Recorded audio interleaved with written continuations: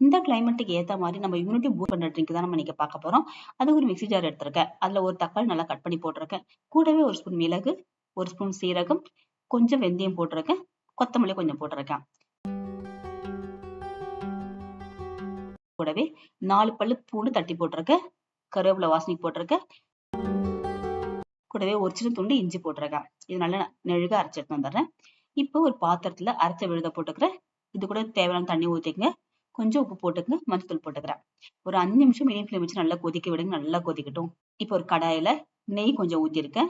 அதுல கடுகு, காஞ்ச மிளகாய், கருவேப்பிலை, கொஞ்சம் பெருங்காயத்தூள் போட்டிருக்கேன். அந்த தாளிச்சு கொண்டு அதை கொட்டிட்டேன். கொட்டி நல்லா ஒரு 5 நிமிஷம் திரும்பி கொதிக்க விடுங்க. ஒரு மீடியம் ஃப்ளேம்ல வைங்க அடுப்பை. இப்போ நல்லா வச்சு இறக்கி கொத்தமல்லி தூவி லெமன் ஒரு 1/2 லெமன் புழிஞ்சு கொடுங்க. உங்களுக்கு சூப்பரான இம்யூனிட்டி பூஸ்ட் பண்ண ட்ரிங்க் ரெடி ஆயிடுச்சு. கண்டிப்பா ட்ரை பண்ணி பாருங்க.